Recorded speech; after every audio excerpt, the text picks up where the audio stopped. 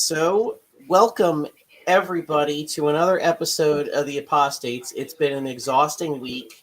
Um, do we even want to? Do we want to get in on the rent-a-cycle, the so-called rent-a-cycle? I'm going to pass for one simple reason. Sarah Jane Comrie. Comrie, unfortunately, is a paternal family name on my dad's side, and my dad's and my paternal great-great-grandfather was a whore, was a man whore. We're talking about 36 known children spread out between 4 women. And I was informed that this was a family trait, and this elder Comrie was what we would call today either high yellow or passing. So I'm staying out of this for pragmatic reasons. Okay. I mean, most of you can figure out how I actually feel about it, but this far I will go and no further. She knows what she did. Okay. Spicy.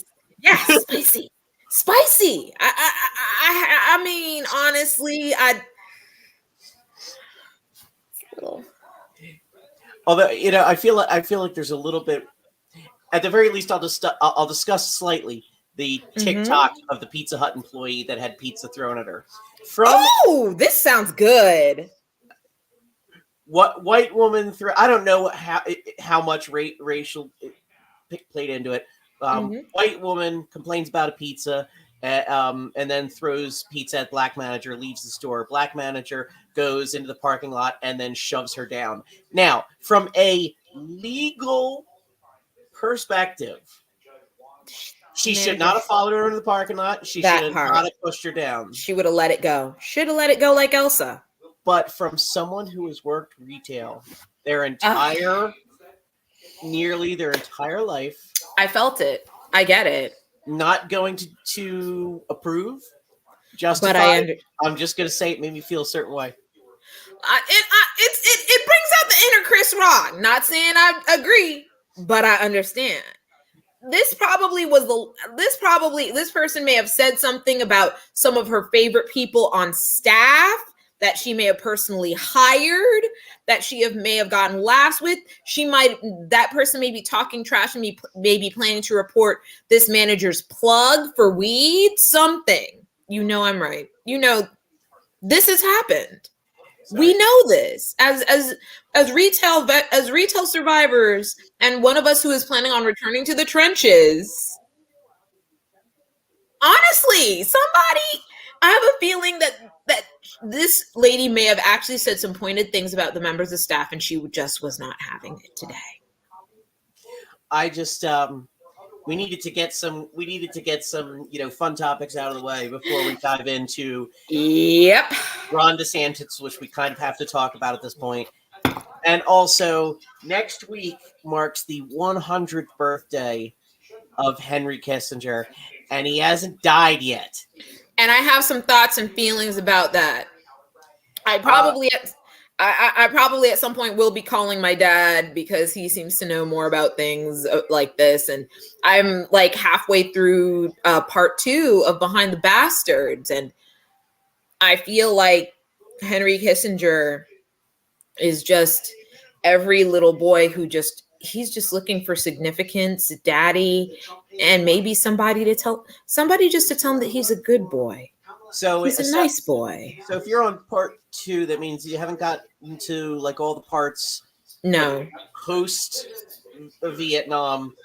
Well, I've gotten ancillary to Vietnam. No, all I'm at is the part where he wrote a book about nukes and that everybody should have one or multiple or a lot. Yeah, his overriding theory of political science was basically just like, okay, you know what Teddy Roosevelt said about having a big stick? Big stick? Just the big stick. That's the whole theory.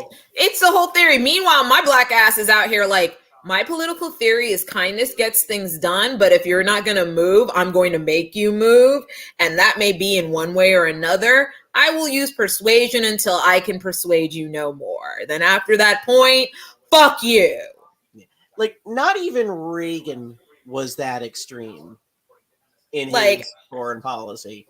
yeah, I'm just sitting here like, let's put it like this. Ukraine is totally how I would run foreign policy. It's, you show up, I fight back. You keep showing up, I keep fighting back. I don't know what you want from me, but we're not doing this. And as far as allies go, like, listen, right now we'll keep you funded and get you some basic weaponry as long as you promise not to, conduct a counter invasion. But otherwise we're keeping our boots off the ground on this one. Yeah, well, personally, let's put it like this: if they do a counter invasion while no one's looking, I'm not even mad. I'm not even mad. I am gravely disappointed in them, but I'm not mad. I'm gravely disappointed. I honestly expected better.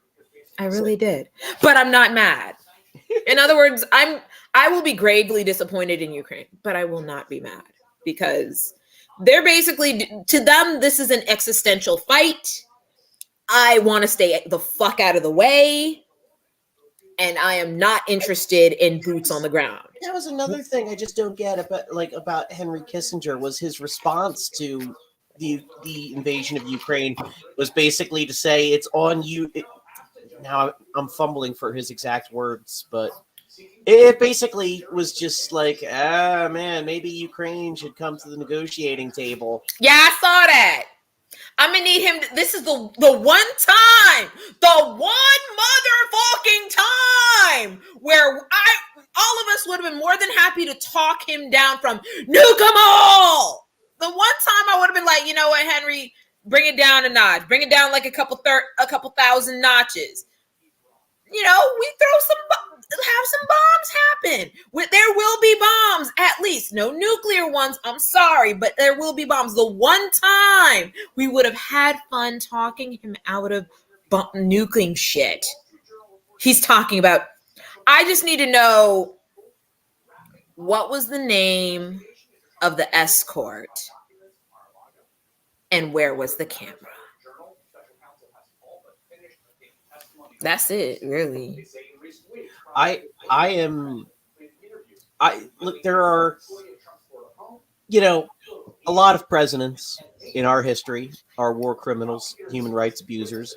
Facts. A lot of secretaries of state and a lot of... I don't think any secretary of state is going to heaven. Not even Henry Seward. God love Henry Seward, but not even he's going to heaven. I'm trying to... How involved was he in that mass hanging? Was he involved at all, or was it because that was... I don't know, but I'm just holding by the idea that not even Henry Seward's going to heaven. Because Seward was a super he was super hardcore abolitionist, but I don't know. I really just feel like not even him. He might go to purgatory. That's it. But no, I get your point. I'm just trying to think, like, what? Yeah, how much of it, Yeah, was he involved in the massacre of the 29 or 32 Lakota? Like, that's probably the hinge upon which this all lies. If he was not involved in that, then I guess he's definitely going to purgatory. Him and Jimmy Carter can have drinks in purgatory. Jimmy Carter, I would feel like he's got to be going to heaven. What did he? I still haven't found anything he's done that, puts him in the category of people like FDR or Andrew Jackson or, Bush or Nixon or Johnson or, let's face it, even Obama. And oh yeah, yep. Your man is basically looking at us like,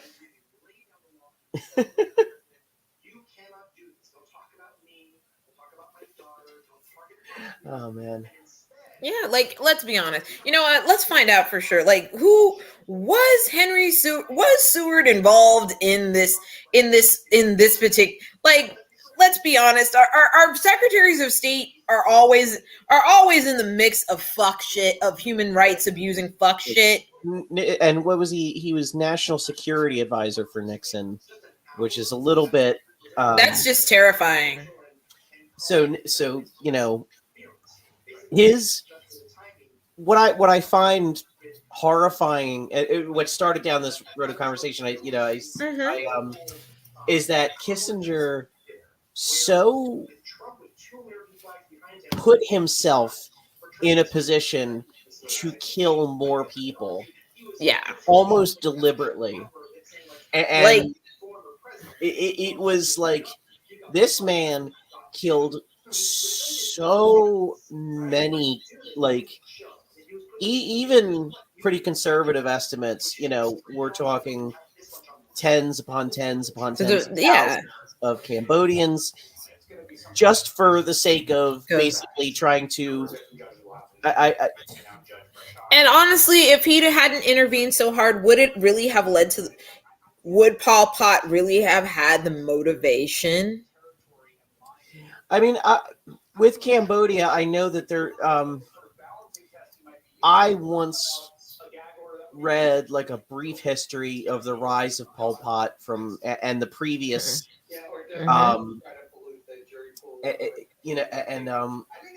I honestly don't know the answer to that, but I do know that Kissinger's involvement was part of that strain in everything, was part of that strain of such rabid anti-communism and anti-socialism at any cost, meaning bodies, that it was astounding. And I don't know how much I can't remember rather how much it talks about his involvement in Pinochet's rise to power in Chile. But I mean, we were involved in every way in trying to keep, and I never remember the president of Chile's name. Allende? Yes, Allende. We were involved in trying to prevent him from being elected. We were, funneling money directly into his political opponents, like advertising, media, and into direct opponents' political parties. Then he got elected to power, and then it just got weird, out of power. Yeah, and Kissinger was an architect of that as well. There's no direct evidence that he was involved in the actual military coup, but he was. Let's.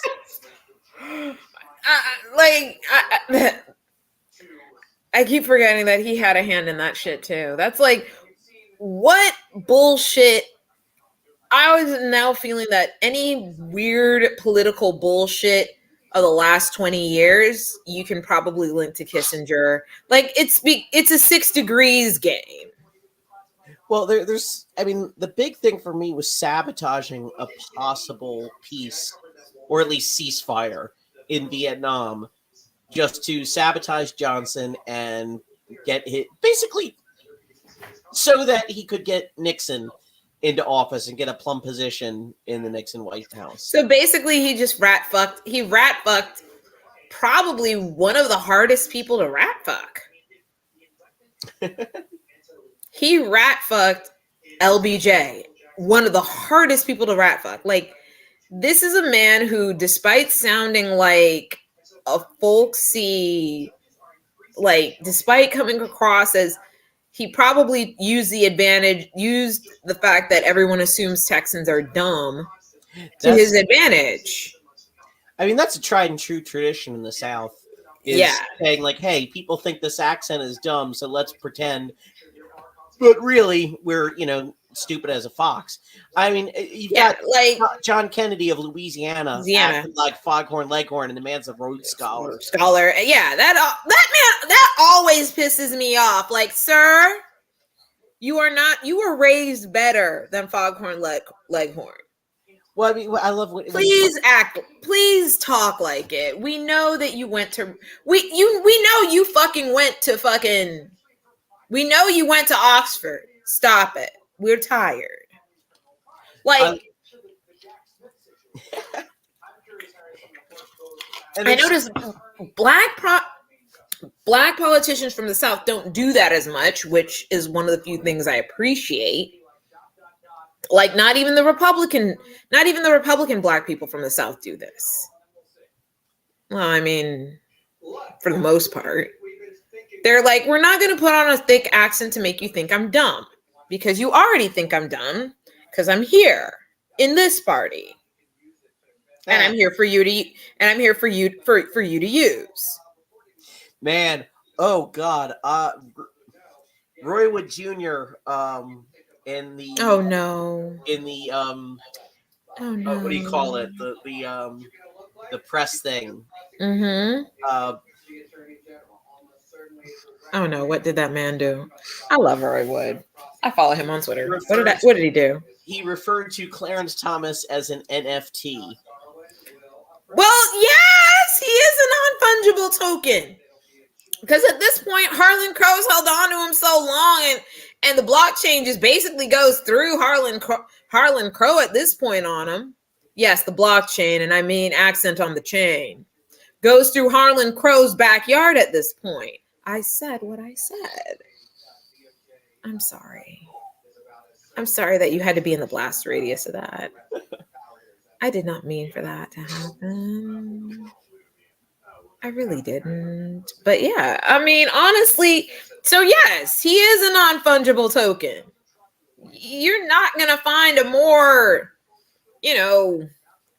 unwanted one-of-one collectible than Clarence Thomas. Where is the lie? I am hoping that they give the desk to Roy Wood Jr. I would like that. Lord knows, I would like that. It's not just, oh, he's black. It's he's black from a lower middle class to middle class perspective, which I hate to say. I mean, it has that. Daily Show sometimes has that voice, but not often, and a lot of people don't really appreciate that. Like, and now that voice is probably going to start going away, because we're looking at people like Ice-T talking shit about the Democratic Party on Twitter and advocating. And I'm like, sir, you had a literal single called "Arrest the President." Dedicated involving Donald Trump. I don't think you can play a cop for 20 years without at least some of that bleeding into the brain. I just think he has money now and doesn't want to deal with us, doesn't want to deal with black people. It's fucking Johnny Rotten syndrome. Once, it's all about, fuck the man long enough, but once you get a beachfront property, Yeah. And that's where I'm left with.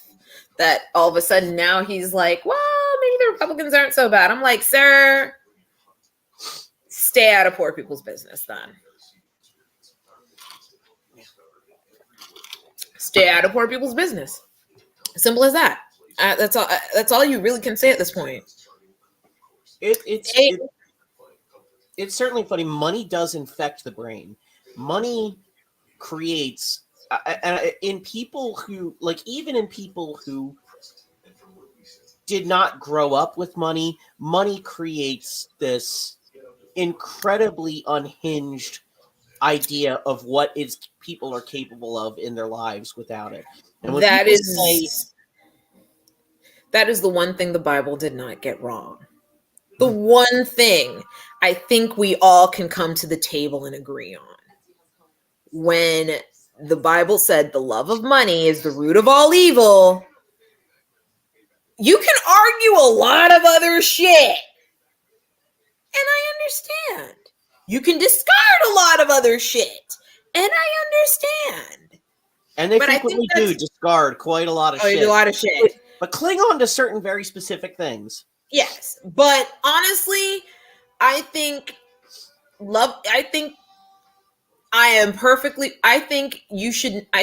if you are an atheist, you should never lose your atheist card for saying that is the one thing in the Bible you read that you found to be true. You should never lose your atheist card for saying for the love of money is the root of all evil. You should never lose your atheist card for saying, no matter what else it says, this is true. I don't know about everything else. You should never lose your atheist card for that, guys. Never. But I mean, there's a certain, like, when people say, and I realize we're beyond off on a tangent here, but here we are. But when people say that, people with money say that money can't buy happiness, I'm like, no, it can't buy happiness, but it really does take a lot of the shit away that keeps you from being happy if you otherwise would be. It takes, and I'd be like, no, it may not buy happiness, but it takes the edge off a lot of worry. It, like, I can't, between dealing with two cars I realized how privileged I am to be in a couple. Each of us has a car. A lot of people would have one, they have one car per household. I realized. Yeah. But even living in a couple who have two cars, we still have the maintenance on those cars, the insurance on those cars, every kind of upkeep imaginable on those cars. And that eats away at everything. And even living as an attorney in a middle-class life, there's still points where a little bit more money could actually make all the difference. So when people tell somebody, to a person who is actually poor, that money can't buy happiness, man, how obnoxious. How fucking obnoxious. I'm like, crying in a fixed car, crying in a fixed and running car can make all the difference to one person. They'll still be crying, but they'll be crying in a fixed and running car. Well, that's just it that I have a hard time when we're talking, the big thing with the debt ceiling and McCarthy's big thing about how every American baby now is born with a $94,000 bill to the government. Like, you disingenuous piece of shit. That's not how that works. Yeah. It's an emotional ploy. You cynical asshole. That's not how it works. If you were so concerned about people's share of the debt, then why aren't you dealing with the fact that all of these people cannot bring themselves out from under the crushing weight they have with not one job, not even two jobs. You've got people who could be working two whole full-time jobs and they a hustle, provide for themselves. Not just two jobs and a hustle. 2 jobs and a hustle. There are people who are working 2 jobs and got an OnlyFans. We shouldn't. Still not clearing. We still shouldn't, according to these people, give any student debt relief because, well, these people signed a contract and they have to pay their way. But the second SVB crashes, they're like, we got to bail out all the billionaires and millionaires who have, who put all their eggs in that one basket, even though everyone knows you shouldn't do that. See, they just made a mistake. We wouldn't want them to lose their money. That would be a bad thing. So we should bail them. It's the payback for the back end of the black female degree boom. I said it. There we are. It's in the air. Black women got fuck tons of degrees in the last 10 to 15 years. Now they're like, well, fuck you, bitch. We're not forgiving shit. Nobody likes upwardly mobile people, especially people they don't want being mobile at all. Who's gonna clean little Braden's behind? Who's going to be the Lindsey Graham's behind? He better pay somebody. He better pay one of them rent boys. Someone on his payroll that cleans his behind for him. Whether it's through necessity or for some other reason. Through necessity or through rentboy.com. I said it. Here we are. Listen, man. Both him and Tim Scott. I said it. Oh, well. Tim Scott, congratulations on your run for vice president, by the way. All I know is I don't feel comfortable with a man who has never known the consensual touch of a woman other than his mother. I don't feel trying to be the administrator of my cooter. This is a man who wants a national abortion ban. I myself may never sit down for such a choice, but I know that for some women, this is something that can actually happen to them. this too is something that in some ways has been maybe not uniting, but finding strange bedfellows with pro-life Republican women who realize, wait, they're really mean it when they want to ban all abortions. I don't even believe in that, and I believe that, you know, fetuses are babies. Like, there is a certain, like, you listen to what they were saying though, right? For the last 50 years, you heard them all. You heard all the language they were using. You didn't think they were going to follow through on this? And by the way, I honestly feel like they don't really actually. Listen. The Momnibus has been introduced again. Cory Booker, Lauren Underwood are trying to shepherd this bad boy through yet again. Guess whose names ain't on that shit? Ain't no Republican names on it. This is why I can't take the pro-life movement seriously. You bitch about 53% of Black babies get aborted. Well, if you cared about Black maternal health, you'd support this. You just want Black people as a political toy, as always. Y'all don't listen. You're like, well, Black lives matter that's the only place where they matter. You don't care about the person that carries said Black life. You won't care about that Black life once it exits said womb. So fuck you and the horse you rode in on. You know, they may not be able to force births in the context of slavery, but they can still do it in the context of keeping certain demographics in a perpetual serf state. And you know, not yet. You know, not yet. I don't like. There's a certain lack of believability people have about, you know, whether things can happen or they wouldn't happen. That can't happen. I'm like, yeah, but it did. Like, they did it before. If you go into a prison, there are conditions. Conditions inside certain prisons are so bad. The UN could literally be called and they would not believe that they were looking at a prison in the United States. Well, I believe it was either in Georgia or Mississippi. It was in the South, unfortunately, or Kansas. It was either in the South or Kansas. The young man was found infested with bed bugs, literally. If the 15th Amendment was too explicit in its wording banning slavery, so they will get around it in every which way possible. And 14th already left a gap for people committing a crime. What do you think's going to happen to a trans man who gets caught? You don't think they're going to somehow impregnate that man against his will?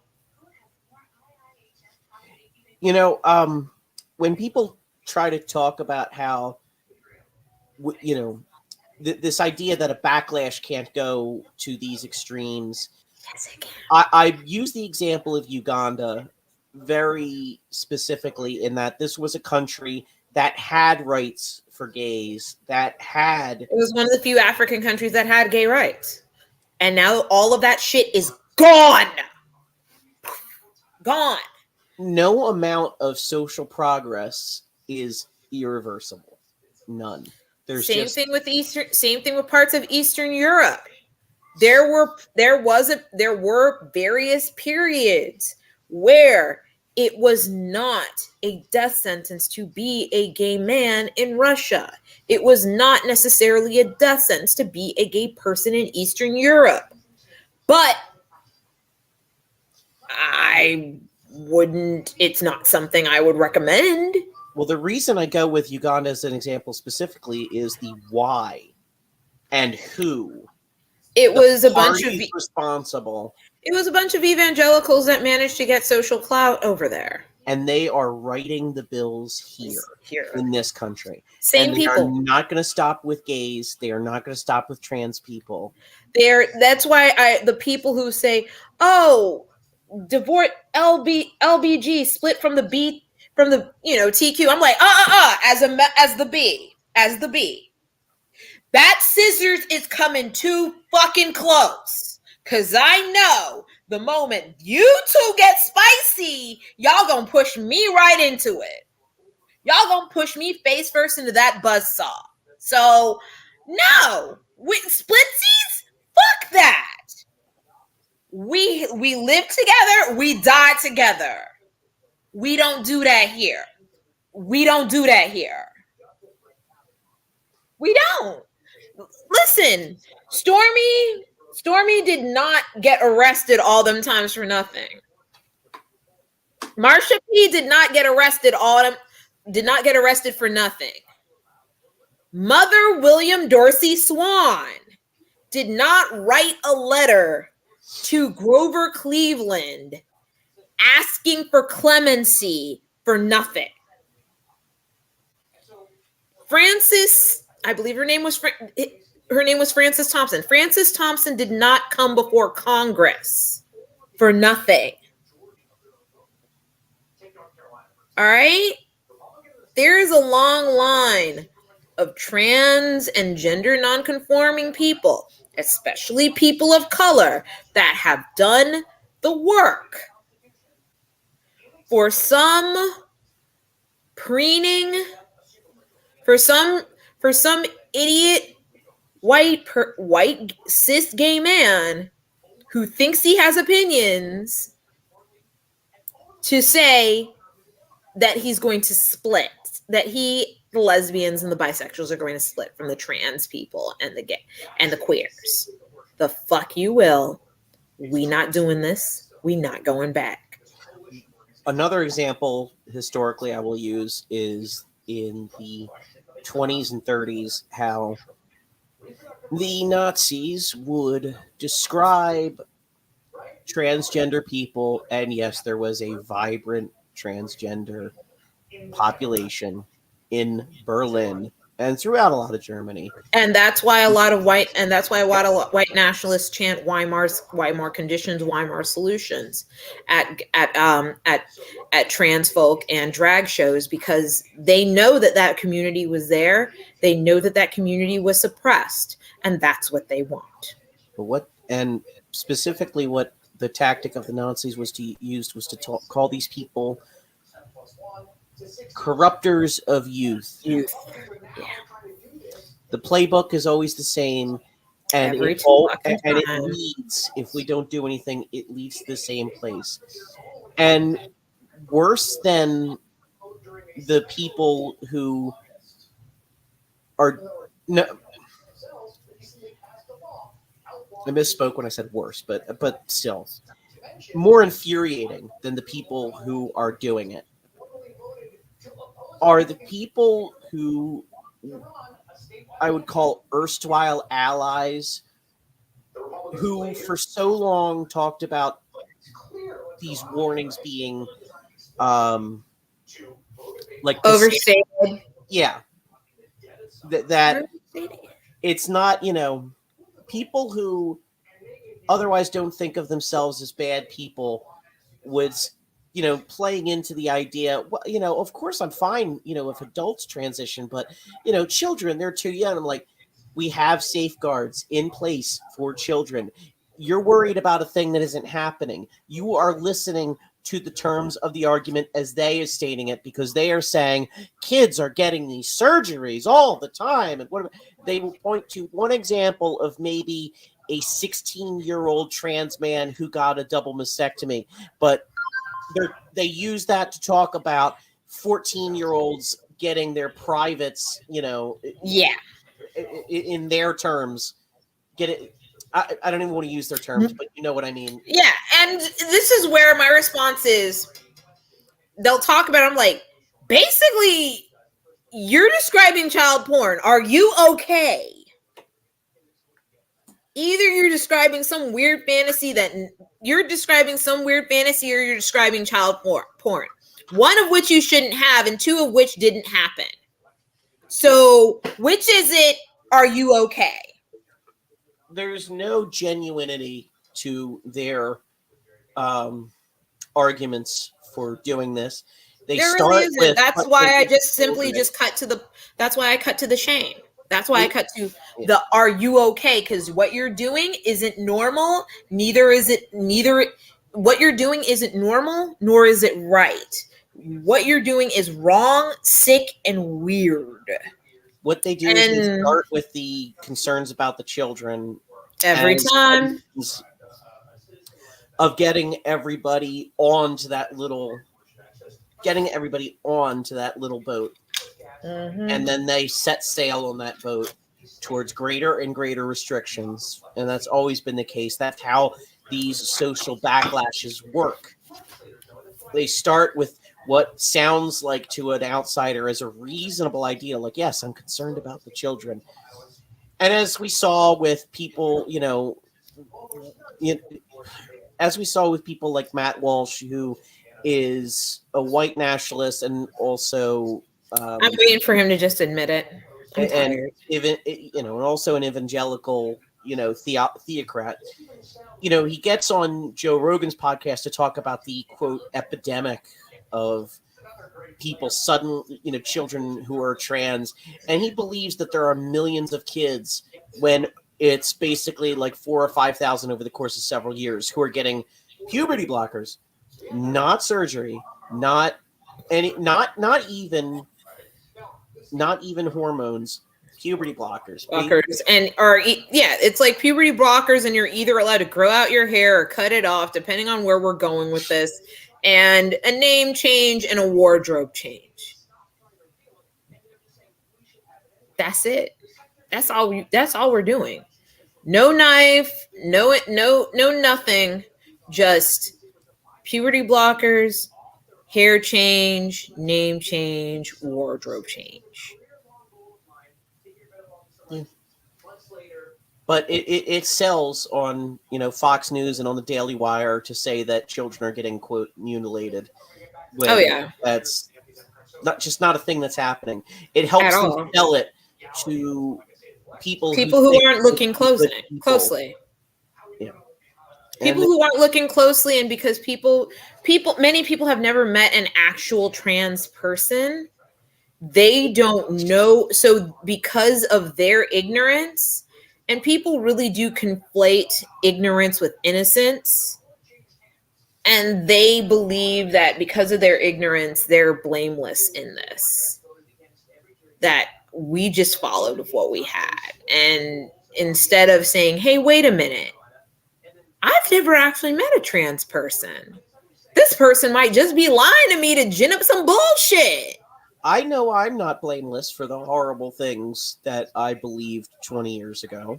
Same. I know I'm not blameless for them. And I think it is incumbent upon everyone to interrogate yourself. Always. And I mean yes, exactly. Always. I mean, constantly, on a daily basis. Ask what about anything. And it's part of the reason why I would listen to opposing points of view constantly. As well as things I already believed in. Yeah. I exposed myself, while a young conservative going to college, listening to, I interned, and I still have a bookmark from there at one time. I interned at a 50,000 watt, AM station, 770 WNTP. They had Laura Ingraham, Michael Medved. They had those names I ain't heard in a minute. Tom Giordano, Bill Bennett was on, in the morning.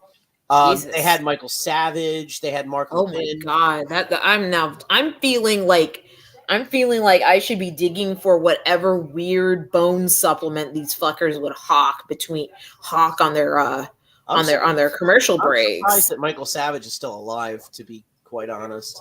That part. But the point is, I interned for a conservative radio station. I listen to them constantly. I don't want people to, basically question my bona fides as someone who definitely used to be conservative, because that's where my mind was at. Same. I voted for George W. Bush. I've lost count. I've lost count of how many white conservatives on the internet think they're turning me on to something new, like Thomas Sowell. I'm like, bitch, I read Thomas Sowell. Bitch, I read Larry Elder. Bitch, I read a lot of shit. Have you read any Jesse Lee Peterson? I've got limits. But like, bitch, I know who Bo Snerdley is.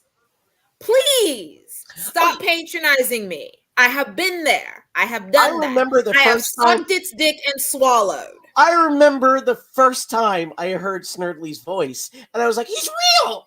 He's real! Yeah. I figured someone would not just make, because I figured that Bo Snerdley was real from moment zero, because eventually he would have had to produce him at some point. So it's easier to have the real thing. But like, all this to say that, you know, I exposed myself to opposing points of view as well. When Air America existed for that brief moment, I listened to that as well. And I admit I did not. My gateway was actually, well, it wasn't a gateway for me at the time. That was well before I started to hear. But I mean, the point was, it was a habit of mine consistently. And there's a reason why, like, the reason why I know all these Daily Wire people and all these is like, I do listen to them. Or in my case, I remember them when they first were starting to come up. I remember all these people from way back in the day. I remember Steven Crowder from day zero. I remember when all of these people were just doing vid logs in their cars or in their rooms. I remember Shoe on Head. I remember a lot of these motherfuckers.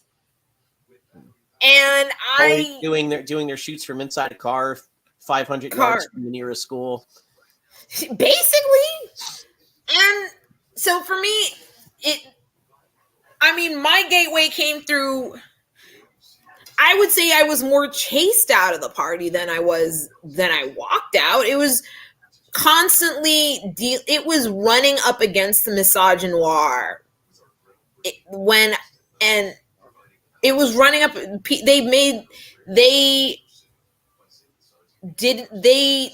They underestimated.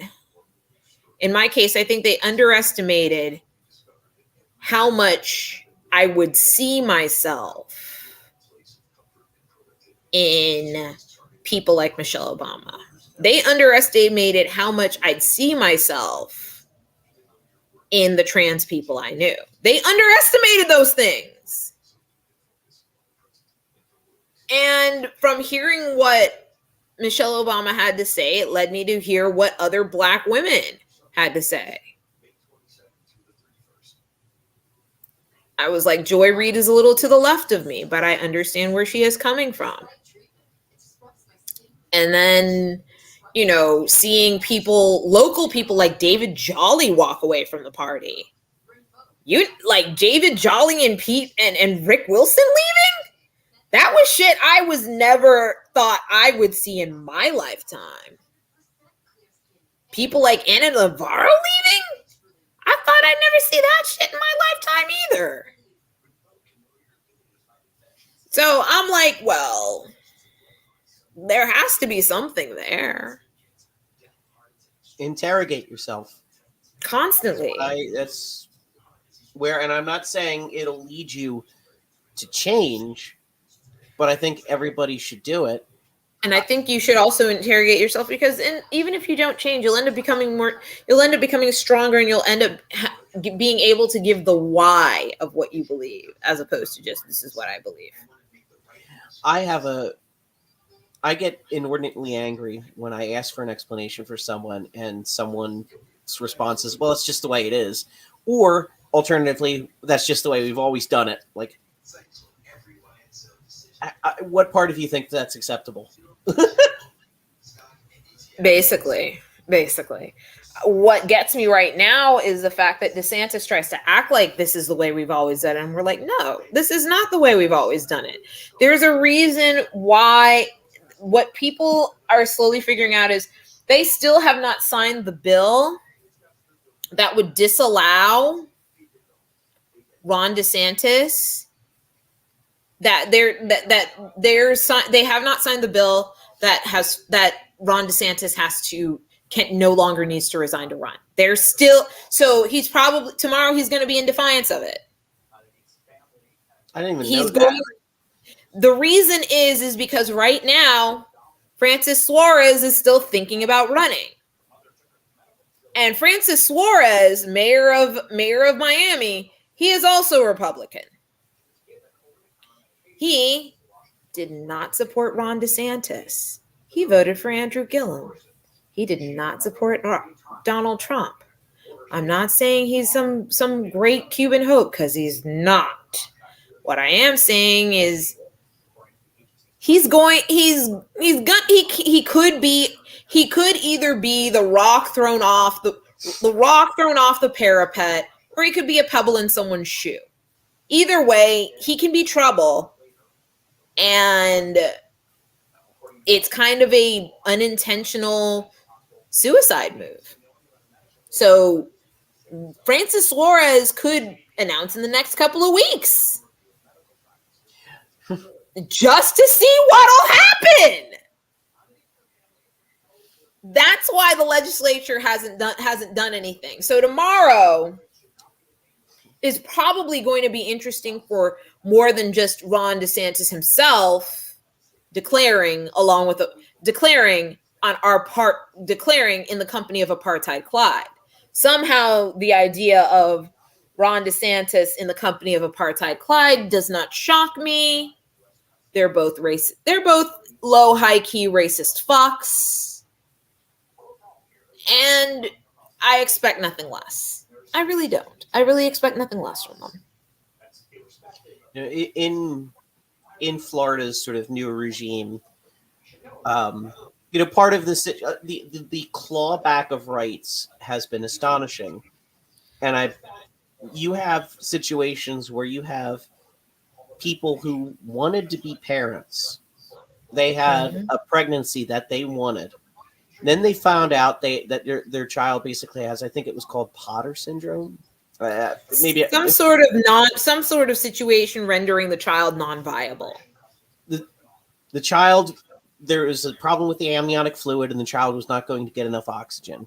The child was basically going to die. Not probably going to die, going to die. But because the fetus, the child, and I'm using the language the child because they very much, even though it was before viability, they very much had wanted this child. So I'm saying child deliberately, but because they still had a heartbeat, and the law is so vaguely written, very deliberately, as all of these are, as the Don't Say Gay bill is, as everything else they do. A sane jurist would probably say void for vagueness, start again. But all the same, no single doctor would perform the abortion, even though it technically falls under an exception with the Florida law. And they will use that as a defense. This is an exception. There are exceptions to the rule, but it's deliberately written. They did not want to risk losing their license to terminate or the gestation of this child, which is one of the penalties. And this child, losing your voting rights, because I think it would be a felony. This child was born eventually and had to live for over an hour struggling to breathe before it finally died. That child had to be born just to suffer through death. And those parents were forced to have the highs of birth. And even though they know that child would die, once that child is born, I know that there's a part of them that was hoping maybe the diagnosis was wrong. Maybe the kid was going to be fine. Maybe we got this beat. Maybe we can buy ourselves some time. Maybe for 1 fucking hour. The fuck? So, moving on to a different law. the so-called, youth trans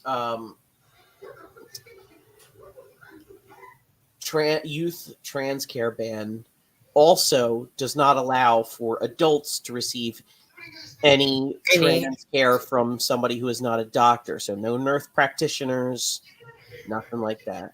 Nothing. Leading to basically an 80% drop in people who are able to provide any care to transgender adults. People are being forced to detransition because there are not enough doctors. And when they say it's about the kids, it's a lie. It's not. It's always about.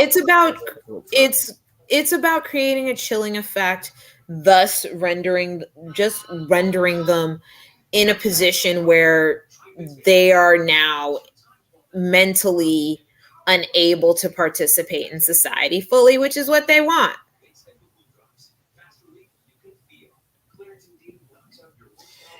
Ron DeSantis, the reason why he worries me even more than Trump, not because I think he can beat Trump at this point, because he blew his shot. Thankfully. But whoever comes after Trump is going to be a more competent fascist. And it might be Josh Hawley. Josh Hawley might get his shit together eventually. It might be Glenn Youngkin. Glenn Youngkin's already proven that he is more than capable of the bait and switch. It might be somebody whose name is not on our minds currently. But somebody will do this. They're coming for every issue that you thought they're not coming for. Because no-fault divorce is on that list. It's coming up next. Yes. And after no-fault divorce will come gay marriage, will come interracial marriage. They will find a way to either grandfather in their favorites or have the law protect but not bind them to the new regime. It's always about having the law only being for the out group, not for the in group. Just like that woman I will never forget crying because she's been pepper sprayed at the Capitol. They're supposed to go after Black Lives Matter, not us. That's the mindset. Black Lives Matter wasn't even at the event. They were luckily. What happened was I was on Twitter. I saw it. Everybody on Twitter basically said, if you are a leftist, if you are a liberal, do not go to the Capitol. Stay the fuck home. And we listened. We went into our whisper networks and we decided to fucking stay the fuck home. Sorry, you did not get the memo. Oh, and by the way, Miami Lake School has banned Amanda Gorman's poem that she read at the inauguration. Jesus Christ! Listen? Miami Lakes is full of Republican Cubans. You think they're gonna let a poem by a Black woman celebrating a Democrat's inauguration get read? No, este comunista. Este comunista. Este socialista. That's the other part of the whole, boy, do I get called a communist and a socialist a lot. Listen, all I gotta say is this. Right now, a lot of these people are going to be feeling the other corner of DeSantis's wrath when they go to Sergio's and the coffee is stupid, crazy expensive for no reason, or they go to La Carreta and they have to use frozen months-old croquetas. They're going to feel that. They're going to feel it because truckers are going to not come here. Their dream retirement house in Central Florida is not going to be finished for another 16 to 20 months because they can't get any migrants to build it. They're going to feel it. I'm not going to feel a thing for it. They knew what this was. They had a chance. They had a chance. But it came down to, I don't want to listen to black people. And what happened to all those governors who were so courageous in saying that their states wouldn't do business with, this state or that state because their laws? They basically just stopped in the face of them doing worse and worse and worse laws. Yeah. No one wants to have the conversation of the NAACP said, yeah, we're not. They said what everybody else was saying. What everyone on Black Twitter had been saying. Don't come. And then Voldemort released a whole statement of, oh, if you're socialist, you're not safe. I'm like, socialists been here, baby. They've been here. Would you like to see, like, if that's what you want to say now? I'd like them to actually define socialist. I don't think they can. Because again, I mean, I like being in comment sections here and there being called socialist and communist because I basically believe in unions and believe that people shouldn't starve to death or die of preventable medical syndrome. It's one of those things like, you have no idea what socialism even means. I believe in capital. I believe in private ownership. I believe in people's ability to have private property. I don't believe in people's ability to exploit. And I believe that the government can be a great check on that and should do a better job of checking on that. That does not make me socialist. That's not what socialism is. That just makes you a capitalist with some goddamn common sense. It does. I am in the scheme of calculating economic systems on the center, slightly to the right, because I still emphatically believe in a system of capital, of investing, of people's ability to thrive. I would love to see, I don't believe that, there should be no such thing as individual ownership of, enterprises or that there should be no such thing as private property. That is the realm of, communism and socialism, things like that. But because I believe in saying, hey, maybe this capitalism should have a little bit of like a manual that lays out some rules about, maybe like,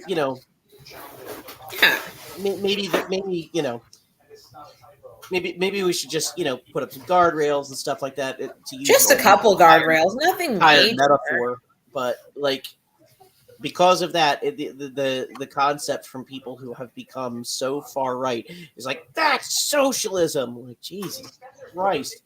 How is it socialism? I don't know. I don't know. But how is it socialism to just be like, hey, maybe children shouldn't have to, maybe we should not have children work. Yeah. I don't know what's going on in Arkansas with that shit.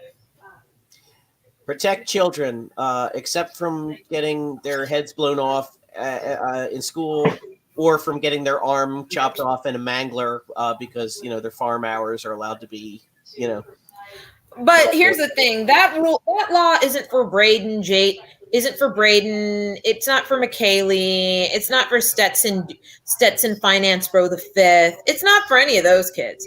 This is going to be for Nikki and Nikki and Richard, who live on the reservation. This is going to be for Jamal and Shantavia. This is going to be for Vanessa and Miguel. That's who those rules are. That's who those laws are for. Listen, Sarah Saunders Huckabee is not about to let some white kid work in a factory. She's not. She might let a poor white kid who's in the foster system that no one cares about, but to let a fucking no, she's not going to let that happen. Those laws are for BIPOC children. They really are. Well, we're gonna see. We're gonna see next week what happens with Ron and Oh his little boy. interview with Elon, moderated by David Sack. Because I mean, why not? Why not That just just sounds like that just sounds like racism plus racism with an idiot flambe. But I'm looking forward to it, I guess. we'll see what the highlights are. Low lights. Yeah, but when DeClantis and Apartheid Clyde get together, I'm sure it is going to be a wonderful mishmash of woke mind virus and anti-trans nonsense and all sorts of just wonderful thing about how they're teaching kids to hate America because slavery existed. Oh God. You know, Jesus. so Good that'll luck be with that. that. We will, barring some issue, of course, we'll be back next week, and um, that'll be that. But until then, I'm just checking the Yeah. news, and of course, Henry Kissinger hasn't fucking died. Like I just come on. We lost Belafonte. We're about to lose Carter. Please take Kissinger. I have a feeling he was one of the few people to bring a lawyer to his negotiations with the devil. Oh my God, the